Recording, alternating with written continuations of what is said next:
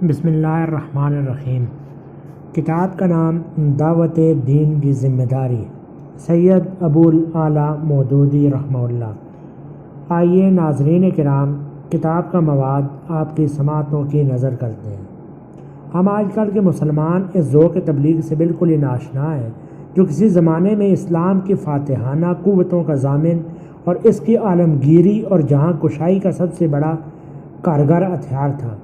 اگر آج ہمارے اندر وہی ذوق موجود ہوتا تو شاید کانفرنسوں اور مجلسوں کی ضرورت ہی پیش نہ آتی، اور اغیار کی چیرہ دستیوں سے ہمارے گھر میں ماتم بپا ہونے کے بجائے خود اغیار کے مجمع میں دین اسلام کی بڑھتی ہوئی قوت سے کھلبلی مچی ہوئی ہوتی۔ بعض اوقات جب ہم غور کرتے ہیں کہ یہ اس مذہب کی چیخ و پکار ہے جس کے عناصر ترکیبی میں دعوت الی الخیر اور تبلیغ دین الہی کا فرض ایک لازمی عنصر کی حیثیت سے شامل تھا، جس کے داعی نے اپنی ساری زندگی خدا کا آخری پیغام اس کے بندوں تک پہنچانے میں صرف کر دی تھی، اور جس کے مقصد پیرووں نے ایک صدی کے اندر بحر الکاہل کے کناروں سے لے کر بحر اوقیانوس کے ساحل تک کلمہ حق کی اشاعت کر دی تھی، تو ہم حیران ہو کر سوچنے لگتے ہیں آیا یہ وہی مذہب ہے یا ہم مسلمانوں نے بنی اسرائیل کی طرح اپنے پیغمبر کے بعد کوئی نیا مذہب بنا لیا ہے۔ ہماری زبانوں پر تبلیغ کا ورد جاری ہے اور ہم تبلیغ کے لیے انجمنیں بنا کر اسلام کی اشاعت کرنا چاہتے ہیں، مگر شاید یہ اسلام کی تاریخ میں پہلا واقعہ ہے کہ اس کے پیرووں نے عیسائیوں کی طرح مشنری سوسائٹیاں بنانے کی کوشش کی ہے یا اس بے تابی کے ساتھ تبلیغ کا شور مچایا ہے۔ اگر کامیابی کا حقیقی راز صرف انجمن سازیوں اور شور و شغب میں ہوتا تو یقیناً ہماری ترقی کی رفتار ہمارے اسلاف سے زیادہ تر ہونی چاہیے تھی، لیکن اس کے برخلاف ہم دیکھ رہے ہیں کہ اس ساز و سامان کو لے کر ہمارا ہر قدم پیچھے اٹھ رہا ہے، اور اس بے سامانی کے عالم میں ہمارے اسلاف کی کامیابیوں کا یہ عالم تھا کہ ان کی بدولت آج دنیا کے گوشے گوشے میں اسلام کے پیرو موجود ہیں۔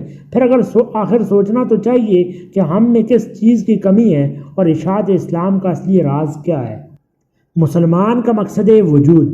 پروفیسر میکس ملر کے بقول اسلام دراصل ایک تبلیغی مذہب ہے جس نے اپنے آپ کو تبلیغ کی بنیادوں پر قائم کیا، اسی کی قوت سے ترقی کی اور اسی پر اس کی زندگی کا انحصار ہے۔ اسلامی تعلیمات پر غور کیجئے تو معلوم ہوتا ہے کہ اسلام اگر کسی چیز کا نام ہے تو وہ صرف دعوت حق ہے، اور مسلمان کی زندگی کا اگر کوئی مقصد ہے تو وہ صرف امر بالمعروف اور نہی عن المنکر ہے۔ قرآن حکیم میں مسلمانوں کا مقصد حیات یہی بیان کیا گیا ہے، کنتم خیر امت اخرجت للناس تأمرون بالمعروف وتنہون عن المنکر وتؤمنون باللہ، سورہ آل عمران۔ اب دنیا میں وہ بہترین گروہ تم ہو جسے انسانوں کی ہدایت کے لیے میدان میں لایا گیا ہے۔ تم نیکی کا حکم دیتے ہو، بدی سے روکتے ہو اور اللہ پر ایمان رکھتے ہو، اور دنیا کے لیے اس کے وجود کی ضرورت صرف یہی ظاہر کی گئی ہے، وَلْتَكُن مِّنكُمْ أُمَّةٌ يَدْعُونَ إِلَى الْخَيْرِ وَيَأْمُرُونَ بِالْمَعْرُوفِ وَيَنْهَوْنَ عَنِ الْمُنكَرِ، سورہ آل عمران۔ تم میں کچھ لوگ تو ایسے ضرور ہی ہونے چاہیے جو نیکی کی طرف بلائیں اور بھلائی کا حکم دیں اور برائیوں سے روکتے رہیں، اور اسی جگہ جگہ یہی حکم دیا گیا ہے، ادعو الی سبیل ربک بالحکمت والموعظۃ الحسنہ، سورۃ النحل۔ اپنے رب کے راستے کی طرف دعوت دو، دعوت و حکمت اور عمدہ نصیحت کے ساتھ۔ فذکر بالقرآن من یخاف وعید، سورہ قاف۔ بس تم اس قرآن کے ذریعے سے ہر اس شخص کو نصیحت کرو جو میری تنبیہ سے ڈرے۔ فذکر انما انت مذکر، سورۃ الغاشیہ۔ اچھا تو اے نبی صلی اللہ علیہ وسلم نصیحت کیے جاؤ، تم بس نصیحت ہی کرنے والے ہو۔ یہی تعلیم تھی کہ جس کا اثر رسول اکرم علیہ الصلاۃ وتسلیم کی زندگی پر سب سے زیادہ غالب تھا، اور اسی نے حضرات صحابہ کرام رضوان اللہ علیہم اجمعین کی زندگیوں کو بالکل بدل دیا تھا۔ ان کی مقصد زندگیاں عبارت تھیں صرف دعوت و تبلیغ سے۔ ان کو اٹھنا بیٹھنا چلنا پھرنا غرض ہر کام اپنے اندر یہ معنوی مقصد پوشیدہ رکھتا تھا کہ خدا کی طرف لوگوں کو بلائیں اور اللہ کے بندوں کو صراط مستقیم پر چلنے کی تلقین کریں۔ جب تک مسلمانوں میں قرآن حکیم اور اسوہ رسول صلی اللہ علیہ وسلم کی ان تعلیمات کا اثر باقی رہا، اس وقت تک ہر مسلمان کی زندگی ایک مبلغ اور داعی کی سی زندگی رہی۔ انہوں نے سنت تجارت، زراعت، حکومت اور دنیا کے سارے کام کیے، مگر دل میں یہ لگن رہی کہ اسلام کی جو نعمت خدا نے ان کو عطا کی ہے ان سے تمام بنی نوع انسان کو بہرمند کرنے کی کوشش کریں۔ وہ حقیقتاً اسلام کو دنیا کے لیے بہترین نعمت سمجھتے تھے، اور اس لیے ان کا ایمان تھا کہ ہر انسان تک اس نعمت کو پہنچانا ان کا فرض ہے۔ وہ جو جس حال میں تھا اسی حال میں وہ یہ فرض انجام دیتا تھا۔ تاجروں نے تجارت کے کام میں، مسافروں نے اپنے سفر کے دوران میں، قیدیوں نے اپنے قید خانوں میں، ملازموں نے اپنے دفتروں میں اور مزاروں نے اپنے کھیتوں میں یہ مقدس خدمت انجام دی۔ یہ ذوق اس حد تک ترقی کر گیا کہ عورتوں تک نے نہایت مستعدی اور سرگرمی کے ساتھ اسلام کی تبلیغ کی۔ اسلام کی قوت کا بنیادی سرچشمہ، یہی ذوق دراصل اسلام کی قوت کا اصل سرچشمہ تھا۔ آج جو دنیا میں کروڑوں مسلمان نظر آ رہے ہیں اور دنیا کی مختلف نسلوں، مختلف قوموں اور مختلف ملکوں پر اسلام کی حکومت قائم ہے، وہ صرف اسی ذوق تبلیغ کا نتیجہ ہے۔ اسلام کے دشمن کہتے ہیں کہ اس کی اشاعت صرف تلواروں کی مرہون منت ہے، لیکن تاریخ شاہد ہے کہ وہ صرف تبلیغ کی منت پذیر ہے۔ اگر اس کی زندگی تلوار پر ہی منحصر ہوتی تو وہ تلوار ہی سے فنا ہو بھی جاتی، اور اب تک تلوار سے اس پر جتنے حملے ہوئے ہیں وہ اسے فنا کر دینے میں قطعاً کامیاب ہو جاتے ہیں۔ مگر ہم دیکھتے ہیں کہ اکثر اوقات اس نے تلوار سے مغلوب ہو کر تبلیغ سے فتح حاصل کی۔ ایک طرف بغداد میں قتل جاری تھا اور دوسری طرف سماٹرا میں اسلام کی حکومت قائم ہو رہی تھی۔ ایک طرف قرطبہ اندلس سے اسلام مٹایا جا رہا تھا اور دوسری طرف جاوا میں اسلام اس کا علم بلند ہو رہا تھا۔ ایک طرف صقلیہ سے اسے ختم کیا جا رہا تھا اور دوسری طرف جاوا میں اس کا علم بلند ہو رہا تھا۔ ایک طرف صقلیہ سے اسے ختم کیا جا رہا تھا تو دوسری طرف جاوا میں اس کو ایک نئی زندگی حاصل ہو رہی تھی۔ ایک طرف تاتاری، ایک طرف ترک اسے غلامی کا طوق پہنا رہے تھے اور دوسری طرف خود ان کے دل اپنے آپ کو اس کی غلامی کے لیے پیش کر رہے تھے۔ اگر یہ اس کی تبلیغ کی فتح نہیں ہوتی تو اور کیا تھا؟ آج اسلام کی وہ فتوحات جنہیں شمشیری فتوحات کہا جا سکتا ہے دنیا سے مٹ چکی ہیں۔ اسپین فنا ہو چکا، صقلیہ مٹ گیا، یونان تباہ ہو گیا، مگر وسط افریقہ، جاوا، سماٹرا، چین اور جزائر ملایا جنہیں اس نے تبلیغ کے ہتھیار سے فتح کیا ہے بدستور موجود ہیں، اور اس بات کی شہادت دے رہے ہیں کہ اسلام کی زندگی تبلیغ اور صرف تبلیغ پر منحصر ہے۔ پھر کیا یہ تبلیغی مشینری سوسائٹیوں کے ذریعے کی گئی تھی؟ کیا یہ عظیم الشان فتوحات اس بے عمل چیخ پکار کے ذریعے حاصل ہوئی تھی جس میں ہم آج مشغول ہیں؟ کیا یہ عالمگیریاں ان رسالہ بازیوں اور ان کاغذی لڑائیوں اور ان قلمی ترکازانیوں کی منت کش ہیں جنہیں ہم نے مسیح مبلغین کی تبلیغ میں اختیار کیا ہے؟ تاریخ اس کا جواب نفی میں دیتی ہے۔ اشاعت اسلام کے اسباب۔ اگر واقعات و حقائق کا تجزیہ کیا جائے تو معلوم ہوتا ہے کہ اسلام کی اشاعت میں 3 چیزیں لازمی عنصر کی حیثیت سے شریک ہیں۔ ایک، اس کے سادہ عقائد اور دلکش عبادات۔ دوسرے، مسلمانوں کی زندگی میں اس کی تعلیم کے حیرت انگیز نتائج۔ اور تیسرے، مسلمانوں کا ذوق تبلیغ۔ یہ چیز عقل سے اپیل کرتی ہے، دوسری جذبات کو ابھارتی ہے، اور تیسری ایک مشفق رہنما کی طرح بولے بٹکوں کو راہ راست پر لگاتی ہے۔ جس طرح بازار میں ایک متاع کی مقبولیت کے لیے صرف اس کی ذاتی خوبی یہ ضمانت نہیں ہوتی، بلکہ اس کے لیے ایسے کارکنوں کی ضرورت بھی ہوتی ہے جو اس کی خوبیاں اور فوائد لوگوں کے ذہن نشین کرائیں، اور ایسے شاہد بھی درکار ہوتے ہیں جو اپنے اندر اس کے منافع کی عملی شہادت دیں۔ اس طرح دنیا میں اسلام کی اشاعت کے لیے بھی ان تینوں چیزوں کی مسافیانہ اشتراک عمل کی ضرورت رہی ہے، اور جب کبھی اس میں کسی ایک کی کمی رہ گئی تو ضرورت اشاعت اسلام کی تیز رفتاری پر بھی اس کا اثر پڑا ہے۔ مسلمانوں کے ذوق تبلیغ کی جہانگیری۔ اس میں شک نہیں کہ اصل چیز تو وہی اسلام کی ذاتی خوبیاں اور عملی محاسن ہے جو ہر قلب سلیم سے اس کو ایک سچے دین کے طور پر قبول کرا لیتی ہیں۔ اسلام خواہ کتنا ہی سچا اور بہتر مذہب ہو، مگر اس کی اشاعت کے لیے صرف اس کی ذاتی خوبیاں ہی کافی نہیں ہو سکتی، بلکہ اس کے پیرووں کا ذوق تبلیغ بھی ضروری ہے، بلکہ زیادہ صحیح طور پر یہ ذوق تبلیغ اشاعت اسلام کے ارکان ثلاثہ میں عملی رکن کی حیثیت رکھتا ہے۔ آج ہم بے عمل مسلمان اس حیرت انگیز ذوق تبلیغ کا ٹھیک تصور بھی نہیں کر سکتے جو گزشتہ زمانے کے دیندار مسلمانوں میں کام کر رہا تھا۔ ان لوگوں نے وظائف حیات میں سب سے زیادہ اہم وظیفہ اگر کوئی تھا تو وہ صرف اس دین کی صداقت کو بنی نوع انسان کی زیادہ سے زیادہ افراد تک پہنچانا تھا جس کی روشنی سے ان کے دل معمور تھے۔ ان کے دل پر یہ عقیدہ پتھر کی لکیر بنا ہوا تھا کہ مسلمان کی حیثیت سے ان کی پیدائش کا مقصد صرف دعوت الخیر، امر بالمعروف اور نہی عن المنکر ہے۔ وہ جہاں جاتے تھے یہ مقصد ان کے ساتھ جاتا تھا اور ان کی زندگی کے ہر عمل میں اس کے اشتراک لازمی تھا۔ وہ قریش کے مظالم سے نکل کر حبشہ گئے تو وہاں بھی انہوں نے صرف یہی کام کیا۔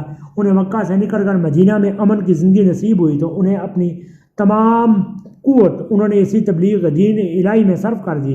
ان کو ساسانی اور رومی تہذیبوں کے بوسیدہ کثر گرا دینے کی خدمت عطا کی گئی تو شام و عراق اور ایران و روم میں بھی انہوں نے صرف یہی مقدس فرض انجام دیا۔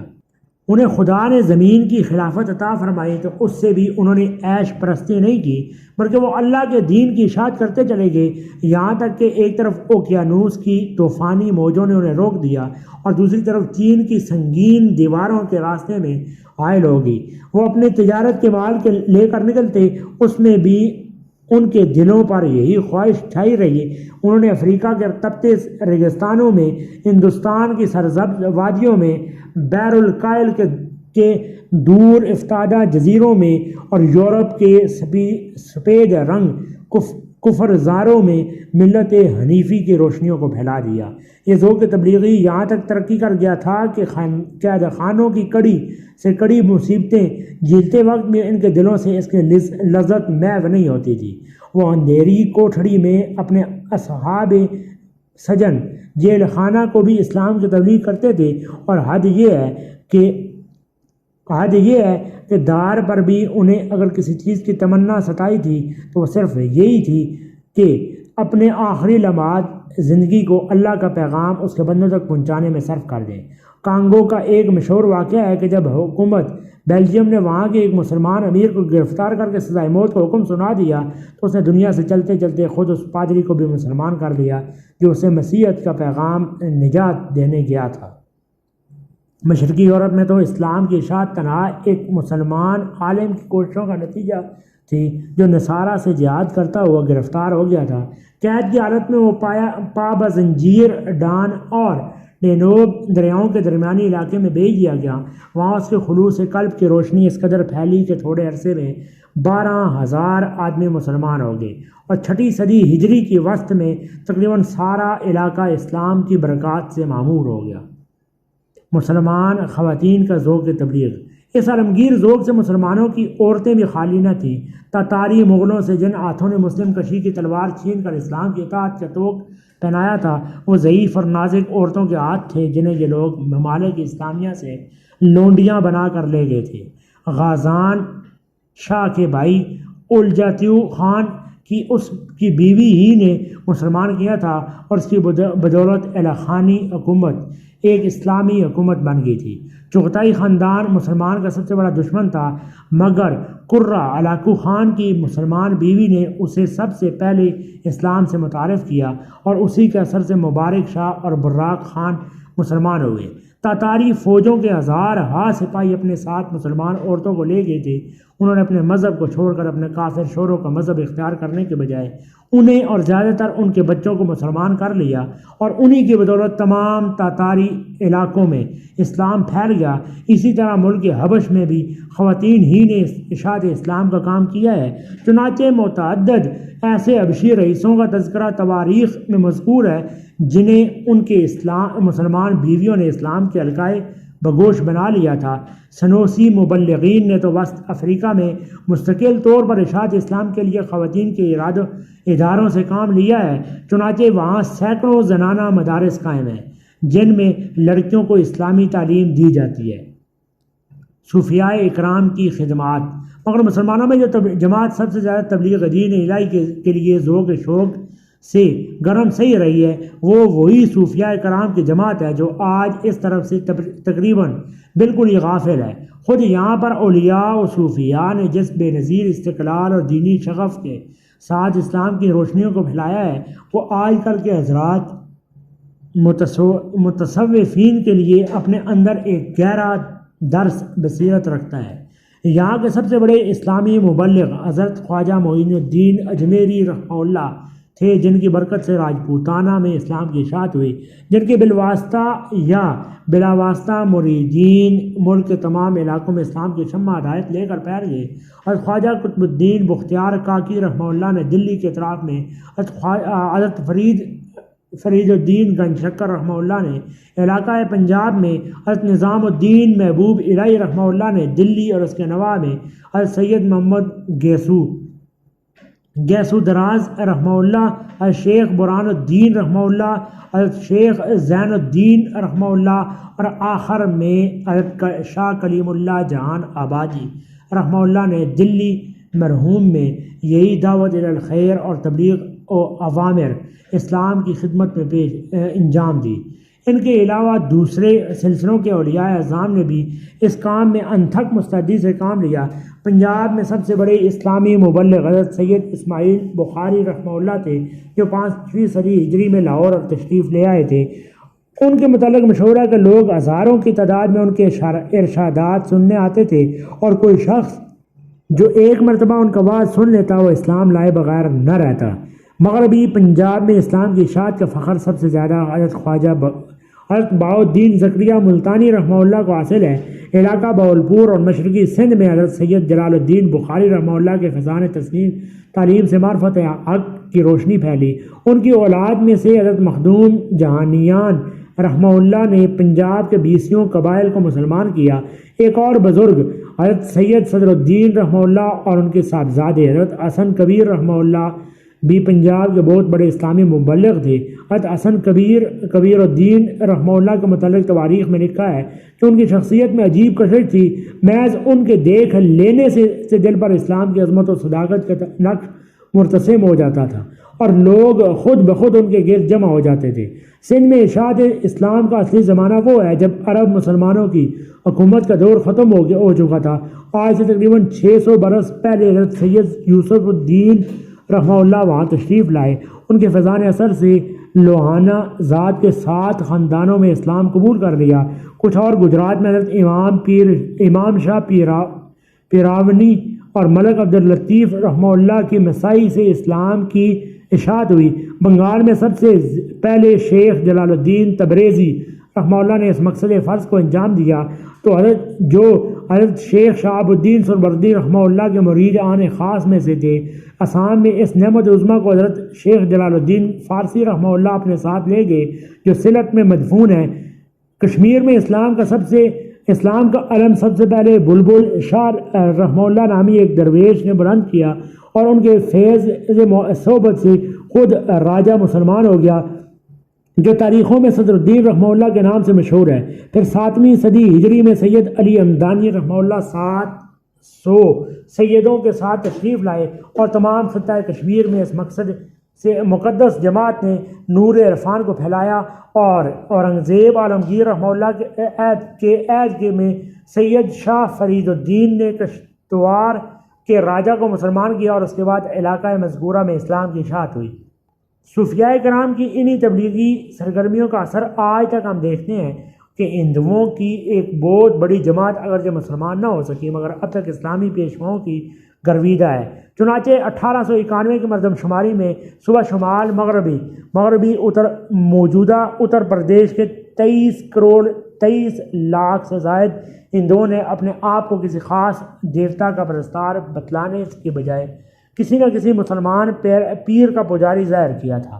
وہ لوگ ہندوؤں کی ایک کثیر آبادی پر اسلام کا غیر معمولی اثر چھوڑ گئے، مگر افسوس کہ آج ہم اس اثر سے فائدہ بھی اٹھانے کے قابل نہیں ہیں۔ بعض دوسرے ممالک میں بھی اس مقدس جماعت کی تبلیغی سرگرمیوں نے حیرت انگیز نتائج پیدا کیے ہیں۔ خصوصیت کے ساتھ قرون وسطیٰ کی تاریخ میں تو یہ واقعہ ایک ناقابل انکار حقیقت ہے کہ جب فتنہ تاتار نے اسلامی حکومت کے کسر فلک بوس کی اینٹ سے اینٹ بجا دی، تو تمام وسط ایشیا میں صرف ایک صوفیہ اسلام کی روحانی قوت تھی جو اس کے مقابلے کے لیے باقی رہ گئی تھی۔ بالآخر اسی نے اسلام کے اس سب سے بڑے دشمن پر فتح حاصل کی۔ یہ قوت تھی جس نے اقطاع عالم دنیا کے علاقے میں اسلام کی روشنی پھیلائی اور تاتار کے زبردست فتنے تک کو مسخر کر دیا، جو قریب تھا کہ اس وسط ایشیا سے اس کو بالکل فنا کر دیا دیتا۔ لیکن آج مسلمانوں کی سب سے بڑی بدقسمتی یہ ہے کہ یہ زیر زبردست قوت بھی بالکل مزمل ہو گئی ہے۔ اگر ہمارے محترم معذرات متوصفین ہمیں معاف کریں تو ہمیں اس امر واقعی کے اظہار میں بھی کچھ تعمیل نہیں ہے کہ اب وہ قوت اسلام کی برکات تو فیوز سے دنیا کو معمور کرنے کے بجائے بہت حد تک خود ہی غیر اسلامی مفاسد سے مغلوب ہو کر رہ گئی ہے۔ دعوت عمل۔ یہ داستان سرائی محض اس لیے نہیں کہ اس سے کچھ افسانہ آئے پارینہ کو چھیڑنا مقصود ہے، بلکہ اس سے دراصل ہم یہ بتانا چاہتے تھے کہ اسلام کی دینی اور دنیاوی قوت کا اصلی سرچشمہ وہی دعوت الخیر، عمل بالمعروف اور نہی عن المنکر ہے جس پر اس کی ساری زندگی کی بنیاد رکھی گئی تھی، اور جس کے لیے مسلم نام کی ایک قوم کو حق جل شانہ نے پیدا کیا۔ اور چونکہ پیغام کی فطرت اس بات کو چاہتی ہے کہ اسے مرسل الیہ تک پہنچایا جائے، اس لیے تبلیغ خود اسلام کی فطرت میں شامل ہے۔ اس احساس نے اسلامی تاریخ میں جو حیرت انگیز کرشمے دکھائے ہیں ان کا ایک نہایت مختصر سا خاکہ پیش کیا جا چکا ہے۔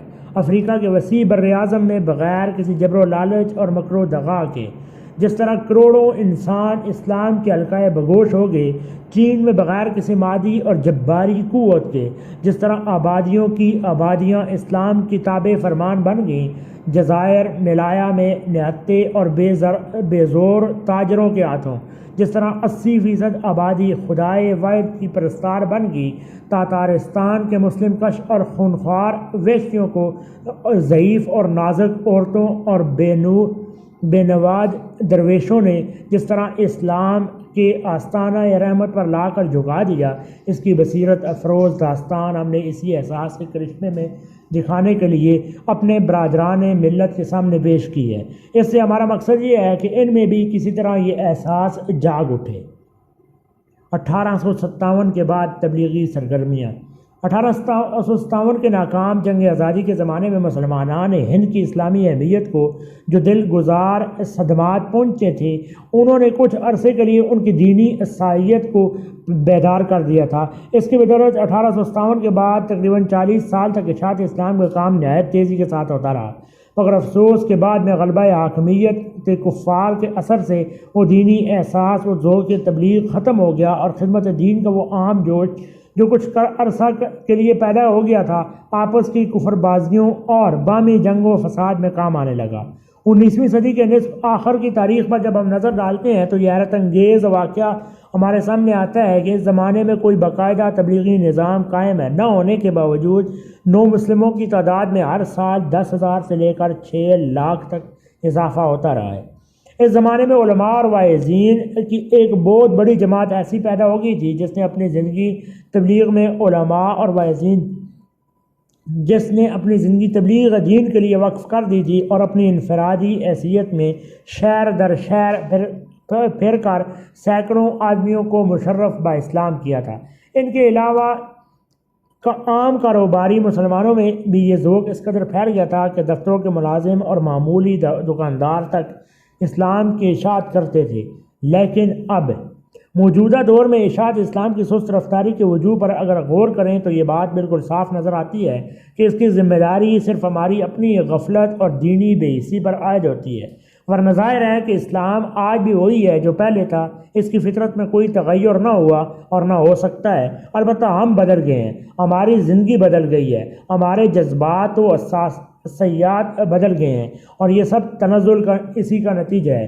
بس اگر ہمارے ہاں اشاعت اسلام کا مسئلہ ایک نازک صورتحال اختیار کر گیا ہے تو اس کا صحیح حال یہ نہیں ہے کہ کانفرنسوں پر کانفرنسیں منعقد کر کے انجمنوں پر انجمنیں بنائیں، رسالوں پر رسالے شائع کریں اور محض شور و شغب میں اپنا وقت ضائع کر دیں، بلکہ اس کا اصلی حال یہ ہے ہم مسلمانوں کو مسلمان بنائیں، ان میں صحیح اسلامی روح پھونک دیں، ان کی زندگیوں کو خالص اسلامی زندگی کے قالب میں ڈال دیں، ان کے اندر سے ان تمام باطل عقائد، متبدانہ رسوم اور غلط عادات کو دور کر دیں جو صدیوں تک ایک مشرک قوم کے ساتھ رہتے رہتے پیدا ہو گئی ہے، اور ان کے اندر دینی وابستگی کا ایک ایسا جذبہ پیدا کریں جو ہر مسلمان کو اپنے دین کا ایک سرگرم اور بعمل مبلغ بنا دے۔ محض تبلیغی جماعتیں یا ہماگیر ذوق تبلیغ۔ ہم نے اس بات پر زور دیا ہے کہ مسلمانوں نے عیسائیوں کی طرح مشنری سوسائٹیاں بنا کر کام نہیں کیا۔ اس سے مراد یہ نہیں ہے کہ ہم تنظیم کے ساتھ کام کرنے کے مخالف ہیں، بلکہ دراصل مراد یہ ہے کہ یہ کام محض ایک جماعت یا چند جماعتوں کا نہیں ہے، بلکہ اس کے لیے مسلمانوں میں تبلیغ دین کے ایک ایسے عام ذوق کی ضرورت ہے کہ ہر مسلمان اپنے آپ کو اس مقصد کے لیے مأمور سمجھنے لگے۔ اگر عام مسلمان اس ذوق سے بے بہرا رہیں اور محض ایک انجمن یا چند انجمنوں پر یہ کام چھوڑ دیا جائے تو ہم کبھی غیر مسلموں کے مقابلے میں کامیاب نہیں ہو سکتے، کیونکہ ہر جگہ مسلمانوں کا عام ذوق تبلیغی ہی فتح و کامرانی سے سرفراز ہوا ہے۔ اگر افریقہ میں مسلمانوں کا یہ عام ذوق نہ ہوتا اور صرف انجمنیں ہی فریضہ تبلیغ کو انجام دینے کے لیے چھوڑ دی جاتی تو عیسائیوں کی بدرجہ یا وہ طاقتور اور دولت مند سوسائٹیوں کے مقابلے میں انہیں قیامت تک وہ کامیابی نصیب نہیں ہو سکتی تھی اب جس پر آج ساری مسیح دنیا انگشت بدنداں رہ گئی ہے۔ اسی طرح اگر مجمع الجزائر، ملایا، انڈونیشیا میں عام تاجروں اور سیاحوں کا دینی جذبہ خدمت کام نہ کرتا اور صرف وہ چند عربی اور مقامی واعظین اور علماء دعوت اسلام کا فرض انجام دیتے جو وقتاً فوقتاً وہاں پہنچتے رہتے تھے، تو شاید آج بحر الکاہل کے ساحلوں پر اذان کی وہ گونج اس کثرت سے نہ سنائی دیتی جو آج بت پرستی اور مسیح استعمار کی متحدہ مزاحمت کے باوجود سنائی دے رہی ہے۔ اس میں شک نہیں کہ دعوت اسلام ایک فرض کفایہ ہے جس کے لیے کسی ایک جماعت کا کھڑا ہونا تمام امت کے لیے کفایت کرتا ہے، لیکن شریعت کی یہ رخصت محض مسلمانوں کی آسانی کے لیے ہے۔ اس رخصت کا مطلب اگر کچھ ہے تو وہ صرف یہ ہے کہ یہ فرض عائد تو تمام مسلمانوں پر ہوتا ہے جسے سب کو ادا کرنا چاہیے، لیکن کم از کم ایک جماعت تو ایسی ضرور رہنی چاہیے جو ہمیشہ با التزام سے اسے ادا کرتی رہے، اور وہ جماعت یقیناً علماء و صلحاء امت کی جماعت ہے۔ بس ہمارے نزدیک اسلام کی اشاعت کا بہترین طریقہ یہ ہے کہ ہم غیر مسلموں کو مخاطب کرنے کے بجائے خود مسلمانوں کو مخاطب کریں اور ان میں اس قسم کی مذہبی روح پھونک دیں کہ ہر مسلمان ایک مبلغ بن جائے۔ اس سے نہ صرف فریضہ تبلیغ ہی بہترین صورت سے انجام پائے گا بلکہ ہمارے سینکڑوں دینی امراض کو بھی خود بخود شفا ہو جائے گی۔ اصلاح حال کے لیے چند عملی تدابیر۔ ان مختلف اصلاحی تدابیر میں سے چند تدبیریں جو دیگر ممالک کے تبلیغی تجربات کو پیش نظر رکھتے ہوئے ہمارے خیال میں اشاعت کے لیے مفید ہیں، ہم یہاں درج کرتے ہیں۔ امید ہے کہ زعمائے امت ملت ان پر غور کریں گی۔ ذات پات اور عدم مساوات کا خاتمہ۔ مسلمانوں میں اس ذات پات کے اس امتیاز کو مٹا دیا جائے جو ہندوؤں کی ہمسائیگی سے ان کے اندر پیدا ہو گیا ہے۔ اسلام کے یہ مساوات پر عقیدہ کی کوئی انسان اپنی خلقت کے اعتبار سے نجس یا ذلیل نہیں ہے، ہمیشہ اس کی کامیابی کا بڑا ذریعہ رہا ہے، اور ضرورت ہے کہ ہم دوبارہ اس کو اپنے تمام معاملات میں ایک بنیادی اصول کی حیثیت سے داخل کر لیں۔ نسبی امتیازات کا خاتمہ۔ ہمارے یہاں مسلموں کو نسبی مسلمانوں کے مقابلے میں ادنا سمجھا جاتا ہے۔ اس غیر اسلامی عقیدے کا سختی کے ساتھ اتصال کر دینا چاہیے اور نو مسلم عورتوں اور مردوں سے شادی بیاہ کے تعلقات قائم کرنے کی رسم دوبارہ زندہ ہونی چاہیے۔ ہمارے یہاں شرفاء اس سے پرہیز کرتے ہیں، مگر ہم میں کا کوئی شریف ترین آدمی بھی رسول اکرم صلی اللہ علیہ وسلم کے مقابلے میں اپنی شرافت کو پیش نہیں کر سکتا جنہوں نے عملاً اس تصور کو رد کر دیا تھا۔ عام دینی اور اخلاقی زندگی کی اصلاح۔ اگر مسلمانوں کی اندرونی زندگی کی اصلاح کسی عمیق تحریک کی محتاج ہو تو کم از کم ان کی ظاہری زندگی میں ایسی اسلامی کشش پیدا کرنی چاہیے کہ غیر مسلم قومیں خود بخود ان کی طرف کھنچنے لگیں۔ مثلا نماز با جماعت اور روزوں کی پابندی، مشرکانہ رسوم و بدعات سے احتراز اور منہیات شرعیہ سے پرہیز کی عام تلقین کی جائے، اور خصوصاً مسلمانوں میں اخلاق کی جرائم کے اتصال کی سخت کوشش کی جائے، کیونکہ جب مسلمانوں کا اخلاقی درجہ بلند ہوگا تو غیر مسلموں کے دل میں ان کی عظمت قائم ہو جائے گی۔ دینی سرگرمیوں کی تحریک و ترغیب۔ جمعے کے مواعظ شبینہ مجالس اور عام رسائل کے ذریعے مسلمانوں کو مذہبی مسائل کی تعلیم دی جائے، تقابل ادیان کے معمولی مباحث نہایت وضاحت کے ساتھ بتائے جائیں اور ان کے اندر تبلیغ کا شوق پیدا کیا جائے، خصوصیت کے ساتھ تعلیمی اداروں کے اساتذہ، سرکاری محکموں کے ملازموں اور عام کاروباری لوگوں میں اس تحریک کو پھیلانا بہت مفید ہے، کیونکہ انہیں عوام سے زیادہ میل جوڑ کا موقع ملتا ہے اور وہ بہت کامیابی کے ساتھ تبلیغ کر سکتے ہیں۔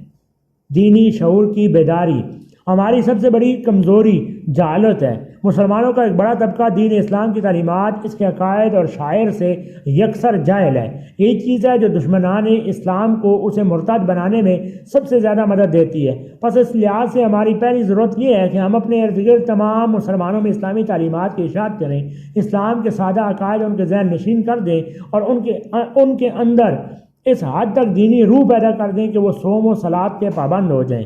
اس کے لیے ہم کو عام طور پر دیہات و قصبات میں ایک شخص ایسا مقرر کرنا چاہیے جو عوام کو ان کے فرصت کے اوقات میں نہایت تدریج کے ساتھ دینی تعلیم دے سکے اور خود انہی کی زبان میں انہیں اسلام کی خوبیوں سے آگاہ کرتا رہے۔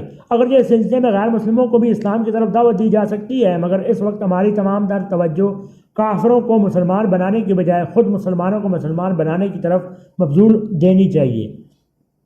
ان کی سوئی ہوئی دینی حس کو جگا دینے کے بعد جب ہم ایک دفعہ اپنے اندرونی استحکامات کو تمام بیرونی حملوں کے خطروں سے محفوظ کر لیں گے تو پھر ہمیں دوسروں کی طرف رخ کرنے کا زیادہ موقع مل سکے گا۔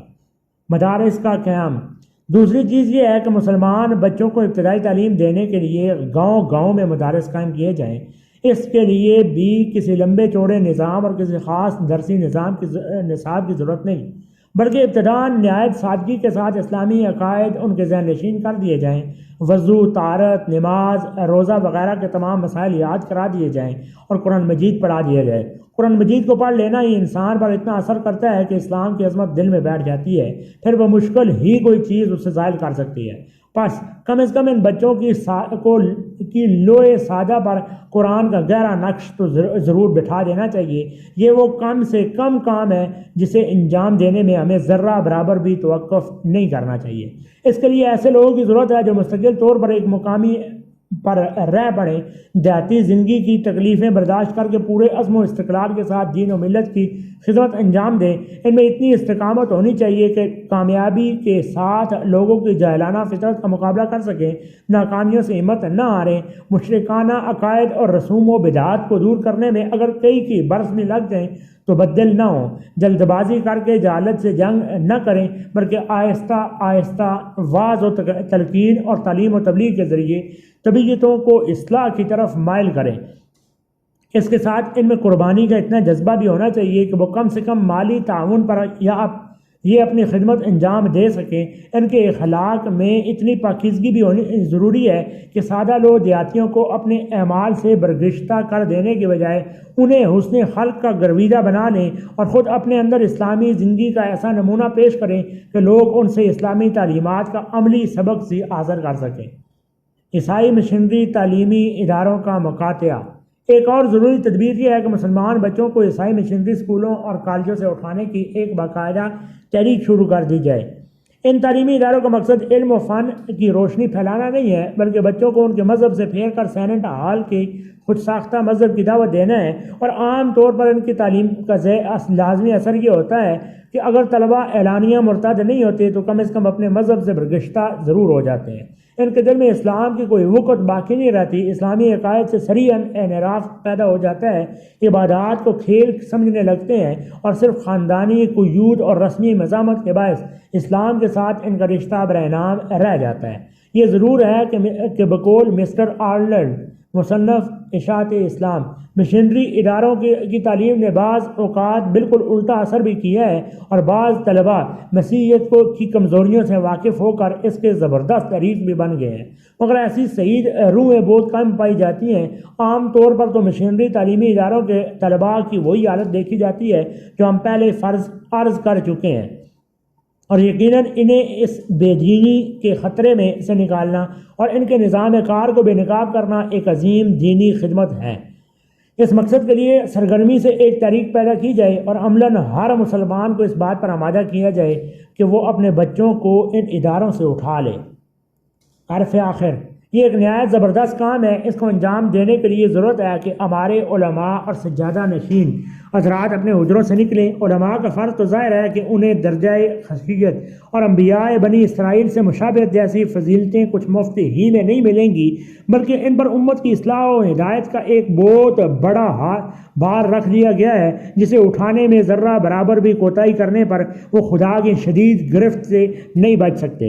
ہم حضرات صوفیاء کرام کو بھی ان کا فرض یاد دلانا چاہتے ہیں. جن سجادہ ہائے طریقت پر وہ جلوہ فرما ہیں وہ ارشاد و ہدایت کی مسندیں ہیں. ان کی وراثت اپنے ساتھ چند فضیلتیں اور دنیاوی فوائد ہی نہیں رکھتی، بلکہ وہ بہت سی ذمہ داریاں اور بہت سی مسئولیتیں بھی رکھتی ہیں. آج اگر یہ حضرات ان ذمہ داریوں کو محسوس کر لیں تو ایک مسلمان سے بیعت لینے کے بعد اس کی اصلاح و تزکیہ نفس کے لیے ان پر عائد ہوتی ہیں تو مسلمانوں کے سینکڑوں مصائب کا علاج ہو سکتا ہے.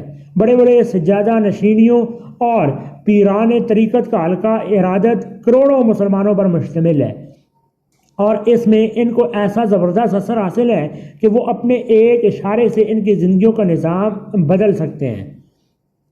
ایسی کثیر جماعت میں اسلامی خدمت کا جوش پیدا کر دینا یہ معنی رکھتا ہے کہ چند ہی سال میں سرزمین کا نقشہ بدل دیا جائے.